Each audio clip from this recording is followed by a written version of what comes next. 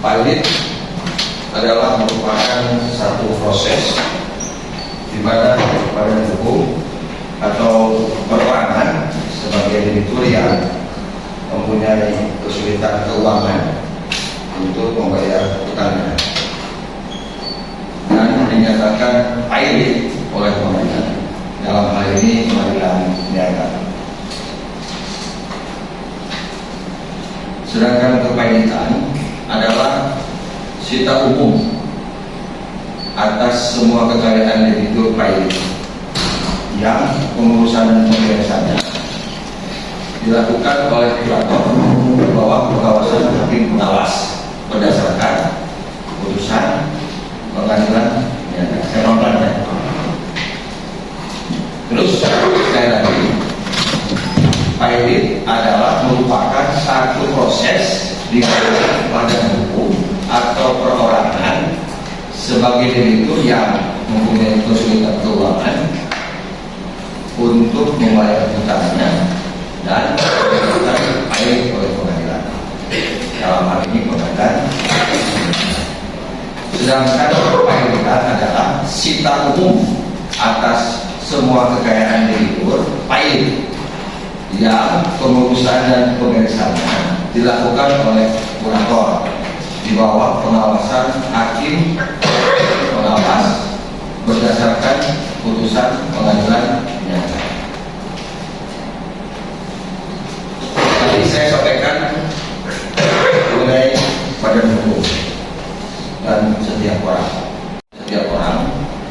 Badan hukum adalah organisasi perkumpulan yang didirikan dengan akta yang otentik dan dalam hukum diperlakukan sebagai orang yang memiliki hak dan kewajiban.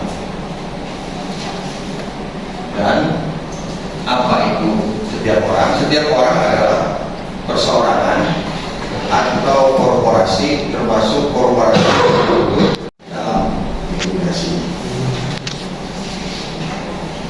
Dalam hal ini, apakah siapa debitur dan apa bedanya dengan debitur pilot? Nah, debitur adalah badan atau orang yang kepada pihak lain atau kepada kreditur yang menerima pinjaman kredit yang berkewajiban membayar lunas utangnya. Sedangkan debitur pilot adalah debitur yang sudah dinyatakan pilot dengan putusan pernyataan pengadilan. Nah, apa itu utang atau pinjaman? Utang adalah tanggungan wajib yang harus dibayar kepada kreditur karena adanya perjanjian atau transaksi pembelian satu barang atau jasa secara kredit, utang, dan harus dibayar dalam jangka waktu tertentu atau berupa mata uang Indonesia maupun uang asing yang kewajibannya untuk pasal 1234 dan 12338 KUH diklasifikasi sebagai perbuatan untuk memberikan sesuatu, untuk berbuat sesuatu, untuk tidak berbuat sesuatu. Nah, jadi keutang itu adalah prestasi atau kewajiban yang mempunyai unsur kumulatif. Unsur kumulatif ini pertama, tidak dibayar lunas, telah jatuh tempo, dan dapat ditagih, dibuktikan secara sederhana. Ada ini enggak? Jadi ada syarat untuk mengajukan kewajiban itu adalah adanya dua atau lebih kreditur yang telah jatuh tempo dan dapat ditagih serta dapat dibuktikan secara sederhana sesuai dengan pasal 8 ayat 4 dan pasal 2 ayat 2 satu Undang-Undang Perkawinan. Jadi syarat untuk mengajukan kekaitan itu adanya dua atau lebih kreditur yang telah jatuh tempo dan dapat ditagih serta dibuktikan secara sederhana sesuai dengan pasal 8 dan pasal 2 Undang-Undang Perkawinan. Tadi saya menyebutkan mengenai sita umum. Sita umum adalah seperti diketahui jenis sita yang pernah kita belajar bersama-sama, seperti sita konservator dan sita Erkan Beslah, sita marital dan ataupun sita setiap berwajib kejaksaan, KPK, kepolisian, termasuk KPH yang lainnya yang berlaku di Indonesia. Jadi sita umum itu adalah satu sita yang bukan untuk kepentingan seseorang atau beberapa pihak kreditur, melainkan untuk semua kreditur, atau mencegah penyitaan dari eksekusi yang dinyatakan oleh kreditur secara perseorangan, termasuk sita-sita yang sudah ada penetapan akan masuk di sita umum. Jadi sita yang lain masuk ke sita umum. Nah, tadi saya sebutkan mengenai kurator. Apa yang masuk ke kurator? Kurator adalah balai harta peninggalan milik pemerintah atau yang ditunjuk oleh pengadilan negara untuk membereskan harta kreditur air di bawah pengawasan hakim pengawas. Yang selanjutnya adalah melakukan pengelolaan terhadap harta kekayaan kreditur setelah urusan kredit kreditur, di mana kreditur tidak punya kewenangan lagi untuk mengelola kekayaan dan harta telah berada dalam sita umum. Nah, terus, jadi saya sebutkan mengenai hakim pengawas. Apa yang maksud dengan hakim pengawas? Adalah hakim yang ditunjuk oleh pengadilan dalam hal urusan kredit atau urusan penundaan kewajiban pembayaran utang. Apa yang dengan tengah waktu? Tengah waktu merupakan jangka waktu yang harus dihitung dengan tidak memasukkan hari melalui berlakunya masa kepengurusan harta kredit kreditur terhadap kredit tersebut. Nah, bahwa kewenangan pengadilan negara di manakah sebetulnya bisa dibuka? Nah, kewenangan pengadilan ketika terjadi kepailitan terjadi PKPU itu gugatannya di manakah yang bisa memeriksa pengadilan? Berdasarkan Kepres tahun 97 tahun 99 tentang pembentukan pengadilan negara di Indonesia, terbagi hanya 5, yaitu Jakarta Pusat, Surabaya, Semarang, Medan, dan Makassar. Nah, Jakarta Pusat itu meliputi DKI, Jakarta sekitarnya, Jawa Barat, Banten, Sumatera Selatan, Lampung, Kalimantan Barat. Terus sedangkan pengadilan niaga Surabaya membawahi Jawa Timur, Kalimantan Selatan, Kalimantan Tengah, Kalimantan Timur, Bali, NTB, NTT, dan sedangkan pengadilan niaga di daerah Semarang meliputi Jawa Tengah dan DIY. Terus pengadilan niaga di Makassar, Sulawesi Selatan, Sulbar, Sulteng, Sulut, Papua, termasuk Maluku, dan terakhir adalah pengadilan negeri niaga Medan membawahi Sumatera Utara, Jambi, Aceh, Riau, Kepulauan Riau, dan Bengkulu termasuk Sumatera Barat. Nah, rekan-rekan,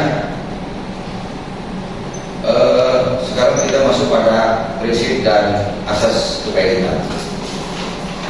Prinsip-prinsip asas kekreditan adalah paritas kreditorium atau kesetaraan kedudukan kreditur, yaitu adanya pari passu pro parte atau semua kreditur mempunyai hak yang sama terhadap aset kreditur, akan tetapi ada alasan-alasan yang sama untuk lebih diutamakan atau didahulukan. Jadi semua kreditur kedudukannya sama. Di dalam pasal 1131 KUH Perdata disebutkan segala kebendaan si piutang, baik bergerak maupun tidak bergerak, baik yang sudah ada maupun yang baru ada, akan di kemudian hari menjadi tanggungan untuk segala perikatan perseorangan. Dan disebutkan juga dalam pasal 132 KUH Perdata, keberadaan tersebut menjadi jaminan bersama-sama bagi semua orang yang mengutangkan kepadanya. Pendapatan jualan benda-benda yang dibagi menurut keseimbangan besar kecilnya piutang masing-masing, kecuali ada alasan yang sah didahulukan.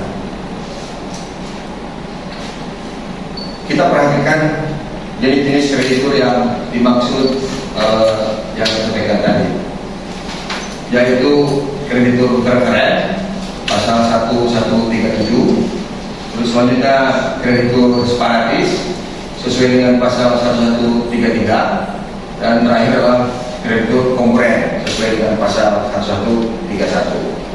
Konkuren ini adalah kreditur yang memiliki kedudukan sejajar dengan kreditur lainnya, tetapi tidak memiliki hak jaminan kebendaan seperti kreditur separatis. Saya jelaskan begini ya. Jadi saya sebutkan tadi jenis kreditur tadi adalah adanya kreditur preferen, kreditur separatis, dan kreditur konkuren. Nah, saya rinci lagi bahwa jenis kreditur adalah yaitu kreditur pemegang preferensi tertinggi seperti pajak yang diatur dalam Undang-Undang Perpajakan pasal 21 Undang-Undang Perpajakan, kecuali hak retensi dan biaya lelang, termasuk biaya penyelamatan tanah. Nah, jenis kreditur kemudian adalah kreditur seperti tadi pada pasal 1 ayat 1 dan pasal 6 hak Undang-Undang Perpajakan, yaitu separatis yang memiliki hak tanggungan.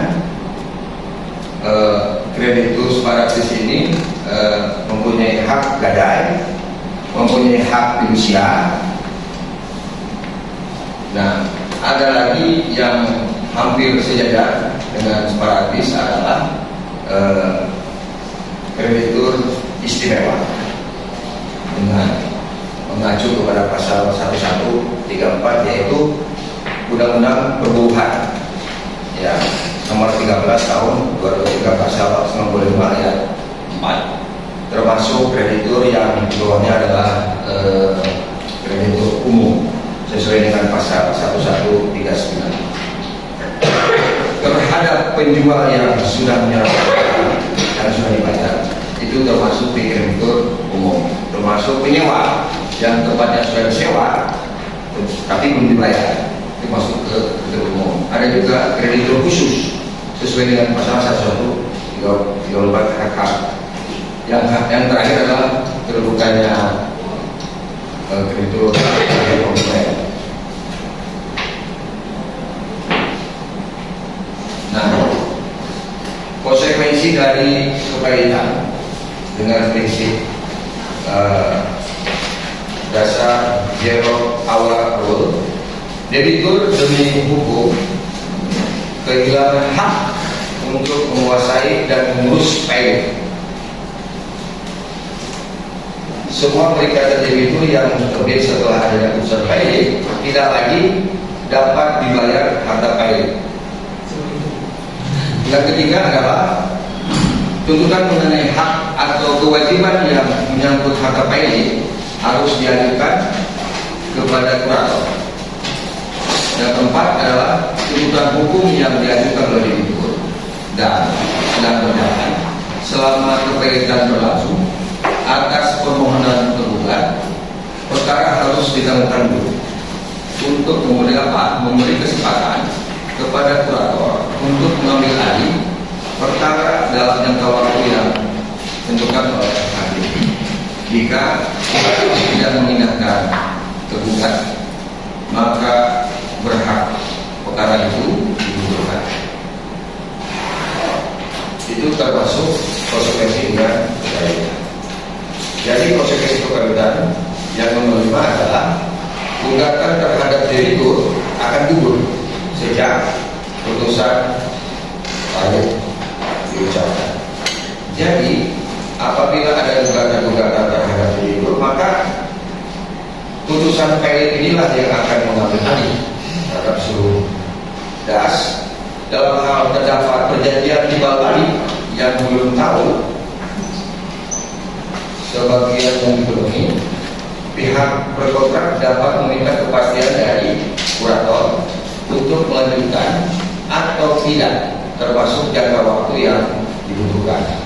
Jadi kalau ada perjanjian yang timbal balik yang baru saja dilakukan oleh debitur atau sebagian yang sudah dipenuhi, pihak yang berkontrak dapat meminta kepastian kepada kurator untuk melanjutkan atau tidak melanjutkan dengan jangka waktu yang ditentukan.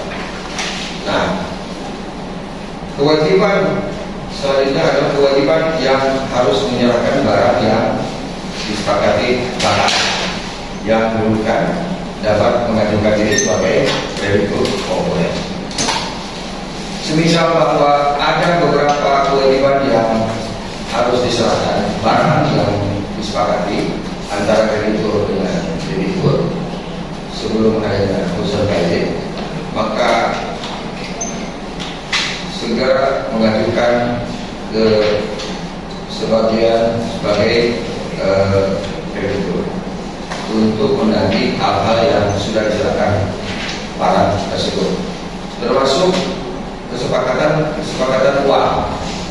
Misalkan kesepakatan uang sewa yang dibayar kita kepada debitur, maka perjanjian sewa tidak dapat dihentikan sebelum berakhirnya jangka waktu. Dalam termasuk pekerja atau kurator terhadap setelah adanya putusan payung dapat memutuskan dengan kerja dengan perusahaan karyawan debitur. Nah, saya akan menyampaikan bagaimana sebetulnya tugas dan kewenangan kurator dalam perpayungan. Pertama, tugasnya adalah kurator itu mengambil alih hak debitur payung dalam mengatur dan atau melikuidasi debitur payung dan pembebasan harta payung. Dalam jangka waktu paling lama 5 hari setelah tanggal putusan, pernyataan payung diterima oleh kurator dan hakim pengawas. Kurator mengumumkan dalam berita negara Republik Indonesia dan paling sedikit dalam dua surat kabar harian yang ditetapkan oleh hakim pengawas mengenai kisah putusan pernyataan payung yang memuat hal-hal seperti nama, alamat, pekerjaan debitur, nama hakim pengawas, nama, alamat dan pekerjaan kurator, nama, alamat dan pekerjaan anggota panitia kreditur kalau memang ada, terus tempat dan waktu penyelenggaraan rapat pertama kreditur. Nah, ini kesemuanya guna memenuhi asas publisitas. Yang kedua, tugas kurator adalah melakukan pengawasan terhadap budel payung atau aset payung dengan segala cara yang dianggap perlu dan segera mengambil alih atas seluruh dokumen-dokumen, diantaranya seperti uang, perhiasan, saham, dan ataupun surat berharga lainnya. Dan itu semua di bawah kekuasaan dan penguasaan dan pengawasan kurator. Nah, tugas selanjutnya kurator adalah dengan alasan untuk melindungi budel payung atau aset payung, maka budel payung dapat disegel atau disita dengan persetujuan hakim pengawas dalam bentuk penetapan hakim pengawas dan segera melaksanakan inventarisasi atau atas seluruh budel payung. Dan keempat, tugas kurator adalah dengan persetujuan hakim pengawas dapat melanjutkan usaha debitur pilot atau disebut dengan going concern terhadap perusahaan. Semisal contoh begini dan hotel tinggal ini. Kalau memang perusahaan hotel ini berhutang, setelah itu pilot totalnya misalkan 100 miliar, sedangkan di situ ada deposito atau cash dalam rekening perusahaan itu misalkan 50 miliar, tetapi setelah dihitung hotel ini pemasukannya, income-nya itu setiap harinya dapat masukan misalkan bisa totalnya ya 100 sampai 200 juta, dan dihitung oleh kurator ini dapat mencapai angka 100 miliar yang menjadi hutang selama beberapa tahun kemudian. Nah, itu bisa membayar pembayaran terhadap modal pilot tanpa menjual asetnya. Jadi bisa saja bahwa kurator itu sekaligus sebagai direktur dan hakim pengawas selaku komisaris akan melanjutkan perusahaan hotel tersebut untuk tetap buka dan tidak memecat atau memberhentikan pegawainya guna melindungi modal pilot ke depan. Yang kelima, tugas kurator adalah bertindak untuk asrama debitur pilot dalam menangani perkara-perkara yang melibatkan debitur pilot, baik dari kreditur ataupun dari debitur pilot. Jadi dalam hal ini adalah bagaimana kalau ada perkara-perkara perdata yang melibatkan debitur pilot, maka semuanya diambil alih oleh kurator. Yang keenam, tugas kurator ini mempunyai hak dengan persetujuan hakim pengawas untuk mendapatkan pinjaman dalam rangka meningkatkan harta pilot. Semisal tadi yang hotel yang akan diganti konsen, kalau perlu dapat dilakukan peningkatan elektabilitas terhadap harta pilot, maka dibolehkan kurator ini meminjam harta kepada pihak ketiga. Yang ketujuh, tugas kurator ini melaporkan kondisi debitur dan modal pilot yang ada dan pelaksanaan tugas dan kewajibannya sebagai kurator, yaitu melaporkan setiap 3 bulan kepada hakim pengawas. Kedelapan, kurator ini berwenang melaksanakan tugas pengurusan dan atau pemberesan atas harta pilot sejak tanggal putusan pilot diucapkan, meskipun terhadap putusan tersebut diajukan kasasi atau peninjauan kembali. Dalam putusan pilot dibatalkan sebagai akibat adanya kasasi atau peninjauan kembali, jadi segala perbuatan yang telah dilakukan oleh kurator sebelum atau menerima tentang putusan pembatalan sebagaimana dia dimaksud dalam pasal 17 tetap sah dan mengikat debitur. Nah, pada pasal 17 itu kurator wajib mengumumkan. Jadi pada pasal 17 itu kurator wajib mengumumkan putusan kasasi atau PK yang membatalkan putusan pilot dalam berita acara negara Indonesia paling sedikit 2 surat kabar harian sebagaimana dimaksud di pasal 15. Nah, untuk pelaksanaan pembayaran biaya kepelitan dan imbalan jasa kurator sebagaimana dimaksud dengan pasal ayat 2, Ketua Pengadilan menetapkan eksekusi atas permohonan penetapan fee kurator. Sekarang ajas mengenai publisitas setelah 5 hari setelah tanggal putusan pilot diterima, kurator dan hakim pengawas, kurator mengumumkan di 2 surat kabar yang sampaikan tadi itu dan di berita negara. Isi pengumuman tersebut adalah batas akhir pengajuan tagihan, verifikasi pajak dan hari, tanggal, tempat rapat kreditur untuk pencocokan piutang pada kreditur, termasuk kreditur debitur yang sudah harus diperoleh oleh kurator dari hakim. Kepastiannya maksimal 14 hari setelah putusan pilot. Saya lanjut kepada akibat dari kepaitan. Jadi kepaitan meliputi seluruh kekayaan debitur pada saat putusan pilot diucapkan, serta segala sesuatu yang diperoleh selama kepaitan. Nah, ketentuan sebagaimana maksud dalam pasal 21 tidak berlaku terhadap benda, termasuk hewan yang benar-benar dibutuhkan oleh debitur sehubungan dengan pekerjaannya, perlengkapannya, alat-alat medis yang diperlukan oleh kesehatan untuk debitur.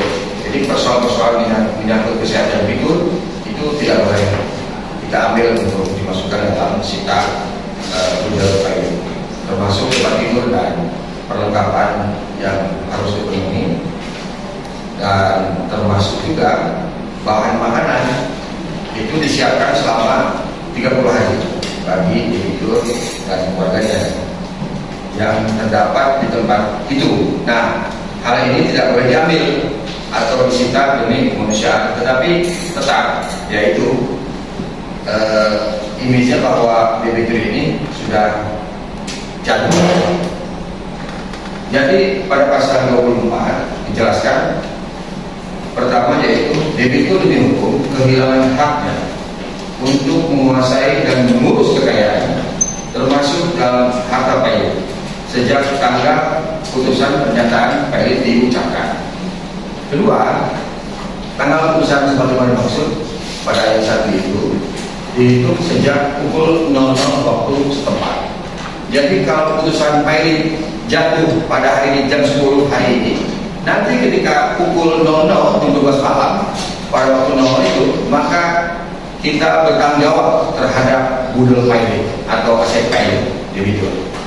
Yang ketiga, dalam hal sebelum putusan pernyataan pilot diucapkan, itu dilaksanakan transfer dana melalui bank atau lembaga selain bank pada tanggal putusan sebagaimana maksud pasal ayat 1. Nah, transfer tersebut wajib diteruskan. Dalam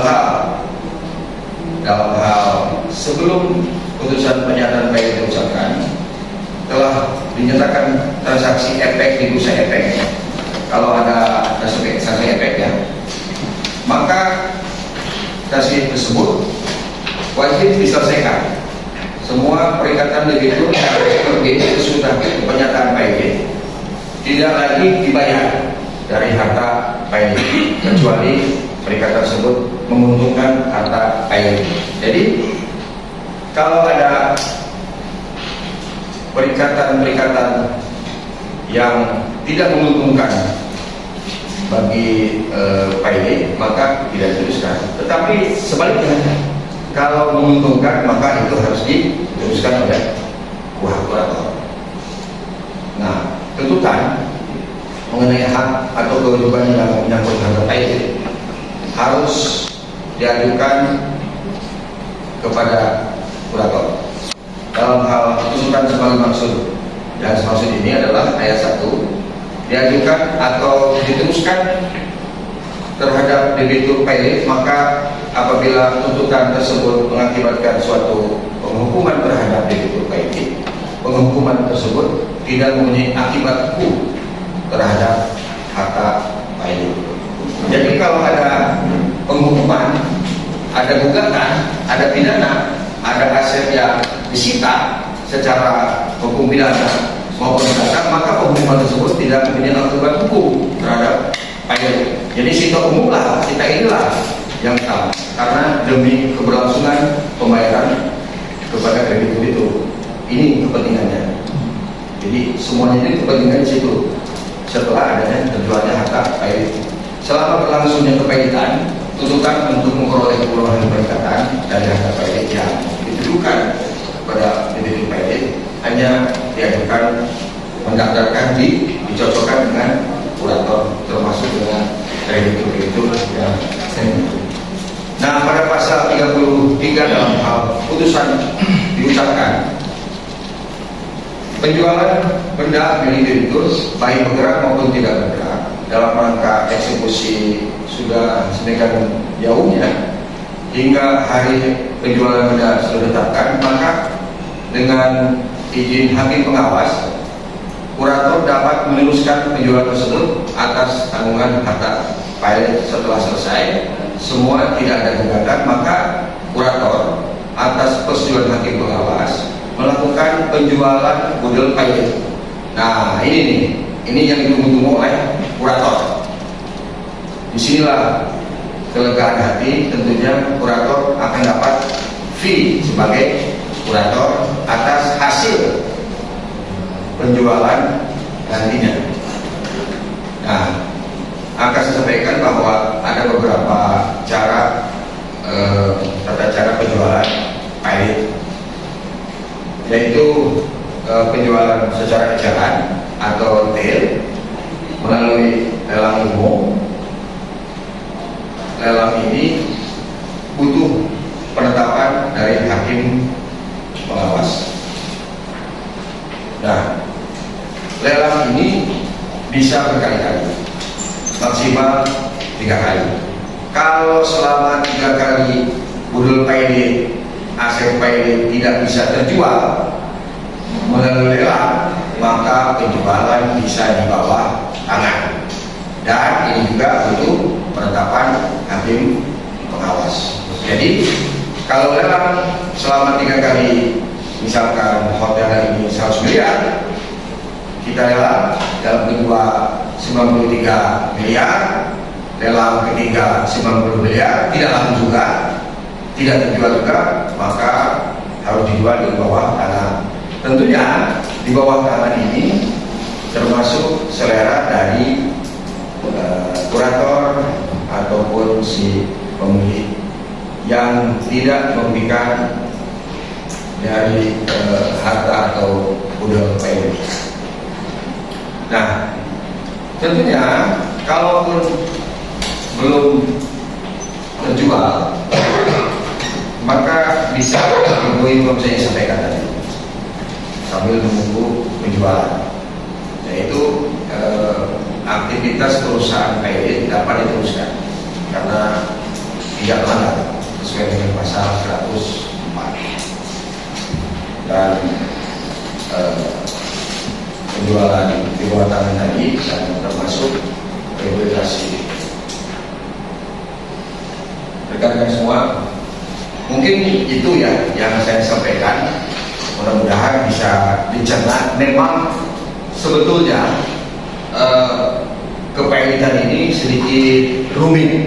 Yang penting teman-teman ini bisa menguasai hukum keperdataan, hukum pidana, sedikit hukum perdata, termasuk hukum mengenai pernikahan.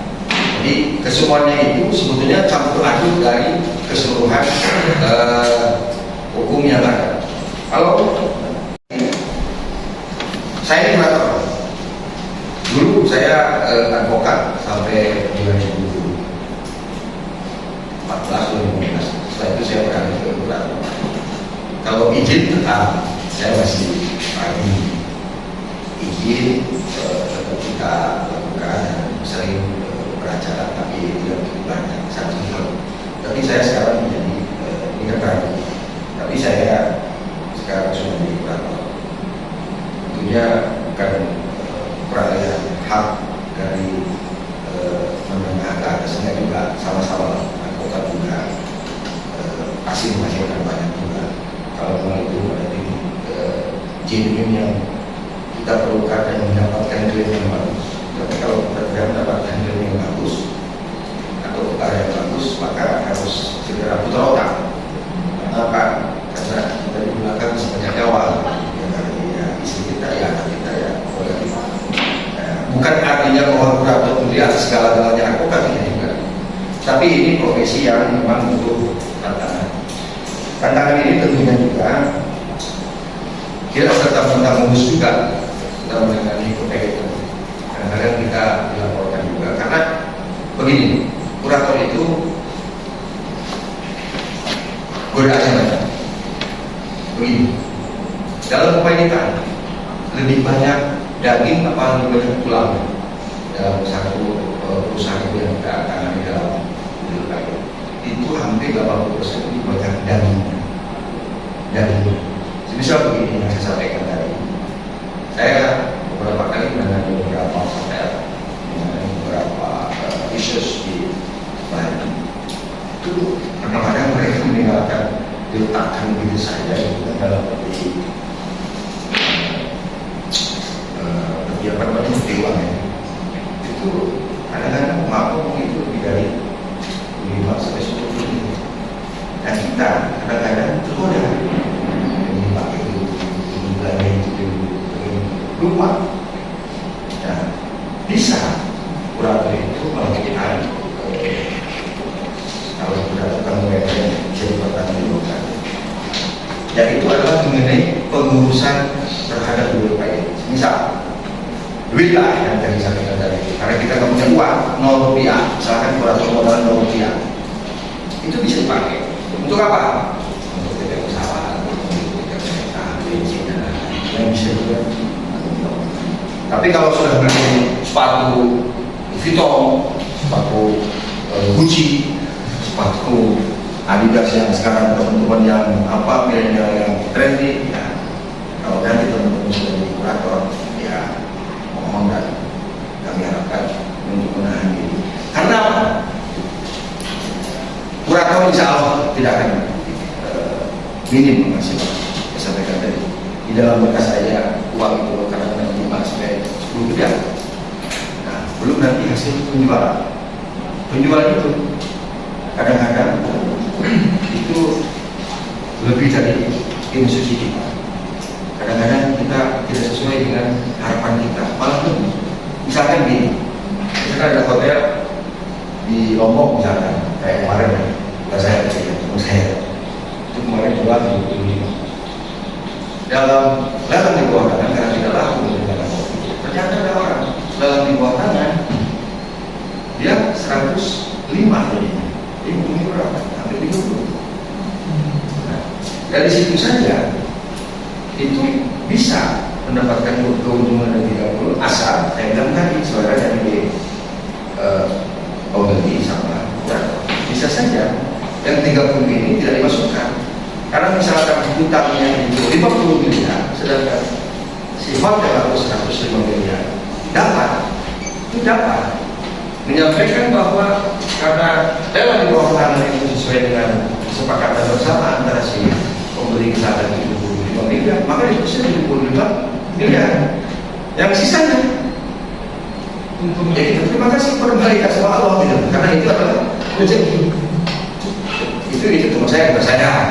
Ya Bapak juga enggak apa. Kenapa? Bapak juga alhamdulillah. Jadi sebetulnya kalau jadi kurator, kalau teman-teman semangat pasal dan pasal itu hafal, saya juga sebetulnya hafal juga. Cuman karena kebiasaan sebagian saya, nah ini kurator ini tantangan yang memang cukup membuat dengan ini, tetapi hasilnya alhamdulillah. Saya pertama kali setelah jadi kurator 1 bulan, teman-teman saya ini satu angkatan yang pertama kali duduk di HKPI. Saya alhamdulillah sekarang wakil ketua 1 di HKPI. Nah, angkatan saya itu 60 orang, yang tidak lulus 10 dari 50 orang baru dapat paling 1/4 orang yang belum dapat PPK. Jadi tergantung pergaulan kita, tergantung teknik kita, tergantung kapasiti pemikiran kita, menampung seluruh pemikiran-pemikiran yang bisa dirangkum terhadap hukum-hukum berkaitan dengan saya sampaikan tadi, yaitu adalah hukum dengan proses sebagian, hukum dengan sebagian kekuasaan. Kenapa? Saya pastikan rekan-rekan sebetulnya dengan mengambil alih advokat ini pasti ingin kesejahteraan kote-kote. Nah, nanti teman-teman bisa tahu 2 tahun 3 tahun coba nanti kan itu banyak karena nggak usah banyak dulu, nggak usah yang susah dulu, yang kecil dulu kita makan di situ ikut dan karena satu kurator itu bisa menangani 3 orang dan itu maksimal 3 sampai 5 kurator dan kebanyakan kurator ini kebanyakan orang Sumatera Utara, orang Medan, orang Makassar, orang Sunda juga banyak tapi tidak terlalu. Jadi butuh tantangan dan butuh keberanian. Ternyata orang Sunda butuh keberanian juga dan termasuk orang Sunda juga ada. Tapi yang paling banyak itu orang Sumatera Utara, orang Medan banyak. Nah, ini luar biasa. Saya perhatikan orang-orang Sumatera Utara ini orang-orang yang gigi, pintar-pintar, cerdas, tricky. Nah, kita jangan kalah tricky. Gitu loh. Masa orang Sunda juga kalah. Gitu. Artinya apa? Artinya kita banyak belajar juga sama orang Sumatera Utara, banyak belajar juga sama orang Makassar, banyak belajar juga sama orang Sumatera Barat. Artinya jaringan kita harus kuat, termasuk dengan teman-teman hakim, kita ada berdiskusi, termasuk dengan teman-teman kepolisian kita, termasuk dengan jaksa kita. Jadi itulah tantangan yang dihadapi oleh kurator kita. Insya Allah hasilnya pun lumayan, alhamdulillah. Rekan-rekan, saya mungkin tidak banyak akan saya sampaikan. Terima kasih atas perhatiannya. Mudah-mudahan bisa bermanfaat. Maaf, saya tidak bisa lama-lama di sini. Satu saya tidak lagi saya konten. Terus kedua, udara panas sekali. Saya sudah ya, ibu bapak.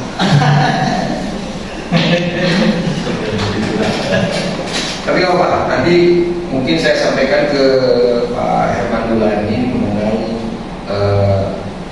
akibat dari kepahitan, terus syarat-syarat dari kepahitan disampaikan 2 atau 3 soal itulah Pak. Jadi akan Mbak Teteh Nering cantik cerita menolak beliau menusuk menukik perahu keluar sepani seperti buah manggis kau pusing-pusing karena itu sekarang teman-teman orang kita jalan yang mau sebenarnya banyak mau silakan aja akan ikut praktis sama beliau mencek luar biasa sudah lakukan ada yang terlalu bikin buka berat beban-beban yang terlalu keras kita karena kita juga sudah berat dengan berat kan persoalan hidup kadang-kadang dari aneh-aneh gitu ya persoalan depannya yang belum selesai kita memikirkan itu mungkin buka pertanyaan aja 1-2 aja kan mudah-mudahan saya bisa jawab kalau saya jawab saya kabur aja. Baik, terima kasih Pak Yanto. Kita buka sesi tanya jawab dua pertanyaannya dari laki-laki 1 dari perempuan 1. Nah, jelas Pak 1. Mas kami Pak izin tadi tentang kurator bisa menjadi direktur ataupun hakim pengawas bisa menjadi komisaris. Nah ini kemudian bisa meminjam uang. Nah ini ketika ada gagal lagi misalkan itu seperti apa Pak? Begini, kurator sebagai direktur, hakim pengawas sebagai komisaris sebetulnya bukan dilegalkan, tetapi di sini harus seperti bahwa kita itu direktur. Kenapa? Ketika jam 00 itu jangan sampai duit yang ada di berangkas itu bilang serba kita selaku direktur, karena kurator sebagai direktur, karena debitur itu sudah punya hak lagi untuk menyentuh. Jangankan masuk ruangan menyentuh duit bekerja. Jangankan menyentuh masuk ruangan nggak bisa, nggak bisa. Ketika jatuh pada pukul 00 itu maka dia harus menyerahkan kunci kantor. Semua berkas-berkas, semua kunci berangkas pun dikasih ke kita. Kalau jadi persoalan bahwa kalau tidak menyerahkan bagaimana? Nah, karena kita sudah menjadi sita umum, misalkan nih secara legal, Pak saya kan sudah disita nih sama polisi. Ya itu tantangan saya bilang tadi. Kita datang ke polisi, Pak jelaskan. Kadang-kadang teman-teman penyidik juga tidak paham mengenai sita umum dan sita yang disampaikan oleh penyidik. Nah ini saya juga minta, dan Bapak pun minta lagi. Nah ini pengadilan, saya tahu Pak, saya masuk ke kantor itu. Jadi ini bagaimana? Ya tidak berlaku lagi Pak. Ini yang paling utama, ini yang paling istimewa. Dijelaskan. Makanya sampai saat ini teman-teman penyidik, kalau kita ada pelatihan, ada kos, hakim pun kadang-kadang berdebat di dalam forum itu karena merasa seperti itu. Karena memang dalam undang-undang cuma hak sita umum. Sita umum itu apa? Klasifikasinya sita umum dengan sita yang lain seperti apa juga tidak disampaikan juga. Nah, itulah tantangan-tantangan seperti itu. Maka kita kurator selaku direktur yang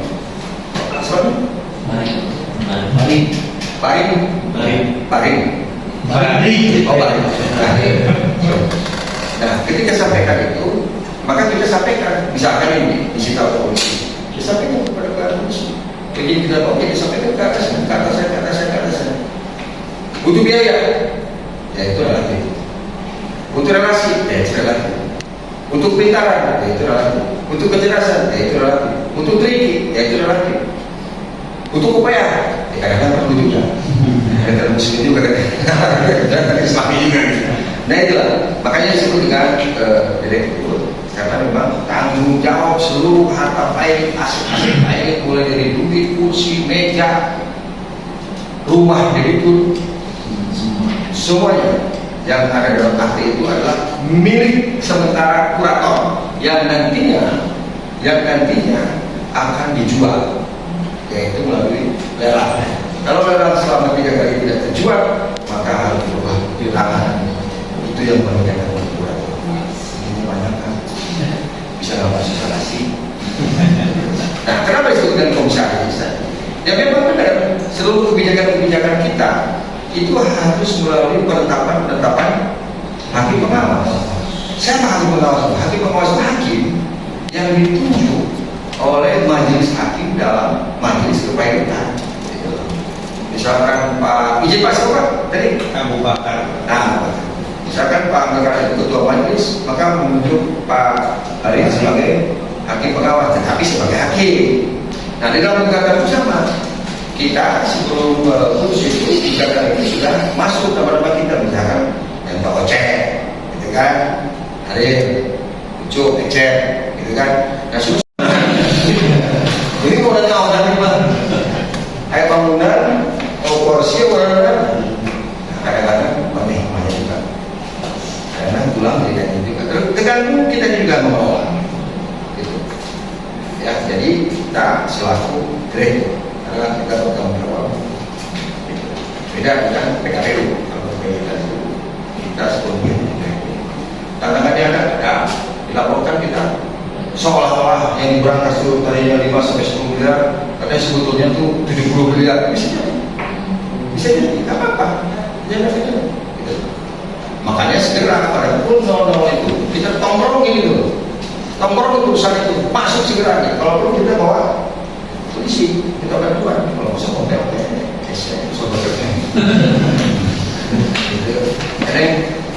ada yang lain? Selain satu lagi teman, nah, masih ada, terus cukup, ada saya mau gimana?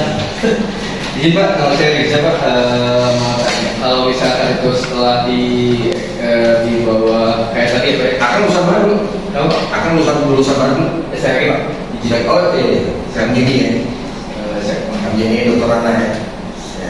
Kenapa? kalau misalkan itu suatu bisnis tersebut telah di Apakah? Kalau bisnis perusahaan itu Pak ya? Perusahaan itu kan berarti kan setelah disita itu kan dari jadi tanggung jawab operator. Itu bisa perusahaan tersebut masih bisa berjalan operasional, masih bisa berjalan seperti biasa Pak? Apa enggak? Nah terus keuntungannya apakah nanti mengurangi hutang debitur tadi atau itu karena udah ada sita jadinya masuk operator ya? jadi ada dua alternatif pemikiran. Kalau sekiranya memang betul akan kemudian biasanya bagi saya dibuat perusahaan itu berkelanjutan ini going concern. Saya masuk aja di situ. Kira-kira setelah terkumpul kredit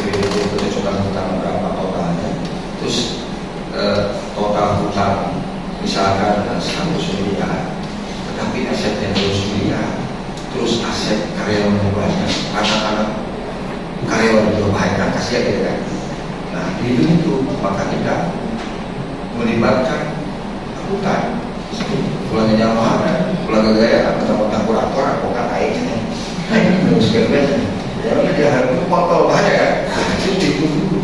Nah saya biasanya hampir 70% saya selalu going concern.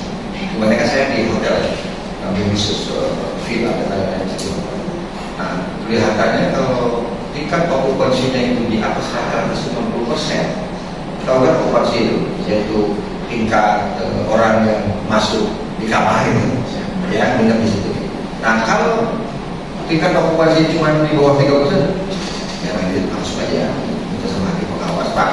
Ini hutang sudah terkumpul, ini daftarnya sudah saya umumkan di koran, sudah umumkan di TV, sudah saya umumkan di pengadilan, di kepaniteraan.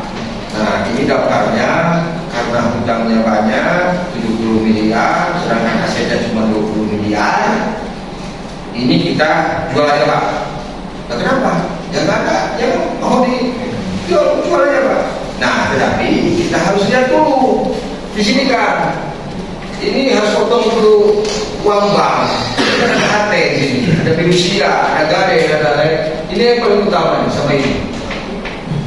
Nah, kalau 70 miliar habis di sini, misalkan nih dijual sama kita, hutangnya misalkan 100, terjual 70. Ini bagaimana? Ya boleh ya. Assalamualaikum warahmatullahi wabarakatuh. Ini nggak kebagian. Ini paling bawah ini nggak kebagian itu ini tapi ini dahulukan dulu nih. Tetapi namanya kurator di mana Pak? Masuk kan? Kalau kemudian masuk kok, sekarang kita punya fee kita di sini nih, kita ambil dulu. Jangan orang lain pesta, kita nggak pesta. Kita pesta dulu, kita ambil dulu, Pak Hakim. Nah kita di mana? Masa kita dibagi-bagi duitnya ada lagi? Ya udah Pak, ambil aja. Sesuai dengan aturan Menteri Kehakiman, Hukum dan HAM, aturan figurator. Yang besar itu memang figurator, yang kecil itu pengurus. Jadi kurator dan pengurus sama. Saya itu pengurus juga. Tapi kalau pengurus itu ngurusin PKPU. PKPU tahu kan? PKPU tahu kan? Tahu kan? Apa coba PKPU? Pembayaran di mana si debitur itu menentukan setelah jatuhnya PKPU rapat dengan pengurus saya disebut dengan PKPU itu pengurus. Kalau kayak itu namanya berarti kalau itu namanya pengurus. Nah, kita rapat di situ menyampaikan sok Pak A, Pak B, gitu kan. Silakan Bapak, utangnya berapa? Utang saya 100 Pak. Oke, nih yang peminjam ini banyak betul nih. Ini 100 mau diapain? Ya silakan aja. Debitur mengajukan proposal. Nah proposal itu mengajukan misalkan hutang 100 miliar dalam PKPU ini. Dia mengajukan proposal jangka waktu, yaitu misalkan 100 miliar akan dibayarkan sekian tahun. Nah itu dipoting. Misalkan 10 tahun dibayar 1 tahun 10 miliar misalnya. Nah ini dipoting nih. Anu ini di KPT sosok dapat kuaya gabung. Nah misalkan kalau mana Pak kalau 10 tahun 3 tahun, kalau mana Pak 3 tahun, kalau Pak 2 tahun. Tetapi harus punya konsep si DPP ini. Kalau mau 5 tahun pindah dari mana? Pinjamannya apa? Asetnya mana? Reasonable nggak dengan hutang? Reasonable nggak dengan aset? Kalau bisa diterima, ya silahkan saja. Nah, kalau tidak bisa diterima, kita voting. Itu jadinya kayak gitu. Tetapi kalau dalam 5 tahun misalkan diterima nih proposal tersebut oleh teman-teman kreditur, maka itu berlanjut PKPU-nya.